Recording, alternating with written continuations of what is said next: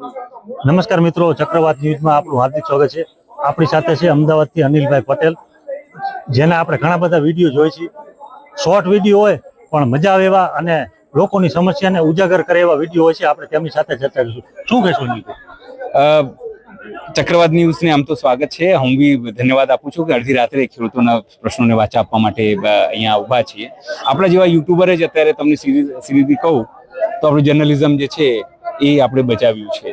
બાકી મોટા મીડિયાથી આપણે આશા રાખી શકીએ નહીં. મોટા મીડિયા હું તો ઘણા સમયથી ખેડૂતોના અલગ અલગ સમસ્યાઓ કવર કરું છું. અમદાવાદની આસપાસની વાત કરીએ, રાજકોટની વાત કરીએ, અમારા બાવળા ધોળકાની વાત કરીએ, જે રીતે કંપનીઓ આવે છે, કઈ રીતે પોલીસને લઈ જાય છે, એના કારણે અમને નુકસાની પણ થઈ છે કે જ્યારે લોકોના સવાલો ઊભા આપણે કરીએ તો સરકારને ગમતું નથી. સરકારને સવાલ પૂછે એવા મીડિયાને ગમતું નથી. એટલા માટે 2 વખત અમારા ઇન્સ્ટાગ્રામ પેજ, 2 વખત અમારા ફેસબુક પેજ એ લોકોએ બેન કરી ચૂક્યા છે. અને લખેલું શું આવે છે, તમને મજા આવે કે તમારું પેજ છે ને ભારતમાં બેન કરવામાં આવે છે. એટલે તમને એવું થશે કે પાકિસ્તાનમાં મારું પેજ દેખાય તો મજા છે, ચીનમાં દેખાય તો મજા છે, બાંગ્લાદેશમાં, નેપાળમાં દેખાય તો મજા છે, પણ ભારતમાં નહીં. એવું તો શું હોય છે કે એ કાયદો અમેરિકાવાળા, હજુ પણ અમારું પેજ બેન છે, છતાં પણ અમેરિકાથી, ઓસ્ટ્રેલિયાથી, જર્મનીથી એ તમામ લોકો અમારા પેજો ઉપર લાઈક કરતા હોય છે, જોવે છે, અમને મેસેજ કરતા હોય છે. ખૂબ પ્રેમ મળે છે લોકોનું. મૂળ વસ્તુ એ છે કે સરકારને સવાલો પૂછવાવાળા ગમતા નથી. આ સરકારને એવું નથી કે એના પહેલાની સરકારો નથી રહી. આ સરકારની મુશ્કેલી એ છે કે તમે અમને સવાલ કેમ પૂછો છો?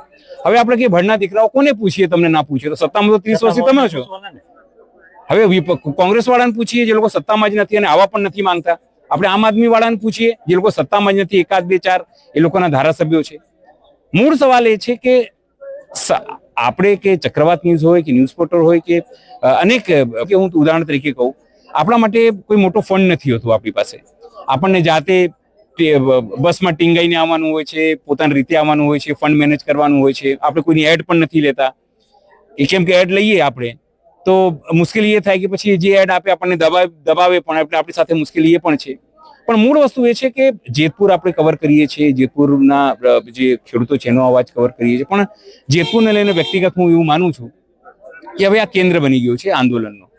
જે રીતે મહાત્મા ગાંધી સત્યાગ્રહ ચલાવતા, સત્યાગ્રહ આશ્રમ, જે ગાંધી આશ્રમ છે સાબરમતીમાં, ત્યાંથી મકરબાથી, એ સત્યાગ્રહ જે આશ્રમ છે એ આશ્રમનું રૂપ હવે જેતપુરનું જે છાવણી છે એને લઈ લીધી છે. અહીંયા તમે જુઓ, કારણ કે હું પોતે આવું છું, નિયમિત આવું છું. આ મહિનામાં કમસે કમ હું 7મી 8મી વખત આવ્યો હોઈશ. પણ એનર્જીમાં, ઉર્જામાં ક્યાંય કમી નથી. આ લોકો ઉપવાસ ઉપર હતા તો પણ, અને ઉપવાસ ઉપર નથી અને ખેડૂતો આવી રહ્યા છે તો પણ. મહિલાઓ, આપણે કહીએ ને કે મહિલા શક્તિને આપણે બિરદાવવી જોઈએ. તમે જુઓ અહીંયા પુરુષો આવે ના આવે, શરૂઆતમાં મહિલાઓ એની પોતાની જગ્યા લઈ લે છે. એમને એટલા માટે જગ્યા લઈ લે છે, એમને ખબર છે કે બધાની આ મુશ્કેલી છે. જમીન જતી રહેશે તો કોનું અસ્તિત્વ રહેશે?